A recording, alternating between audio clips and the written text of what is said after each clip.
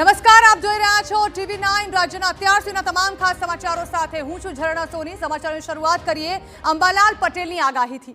તો અંબાલાલ પટેલે આગાહી કરી છે કે રાજ્યમાં વરસાદી વિરામની વચ્ચે હવે આવતીકાલથી ફરી એકવાર વરસાદનો બીજો રાઉન્ડ શરૂ થઈ જશે। 12 ઓગસ્ટ સુધી રાજ્યના અનેક વિસ્તારોમાં વરસાદ પડશે। કેટલાક વિસ્તારોમાં વીજળીના કડાકા ભડાકા સાથે વરસાદની પણ શક્યતા સેવવામાં આવી છે। દાવો છે કે 17મી ઓગસ્ટે બંગાળના ઉપસાગરમાં મજબૂત વરસાદી સિસ્ટમ સક્રિય થશે અને મધ્યપ્રદેશના પૂર્વ ભાગોમાં વરસાદ પડશે। આ જ સિસ્ટમ 26 થી 30 ઓગસ્ટ દરમિયાન રાજ્યમાં ભારે વરસાદનું કારણ બનશે। તો અતિ ભારે વરસાદને પગલે કેટલીક નદીઓમાં પૂરની સ્થિતિ સર્જાશે। સુધીમાં રાજ્યના ભિન્ન ભાગોમાં વરસાદી ઝાપટા પડવાની શક્યતા રહેશે। કેટલાક ભાગમાં ગાજવીજ સાથે વરસાદી ઝાપટા પડવાની શક્યતા રહેશે।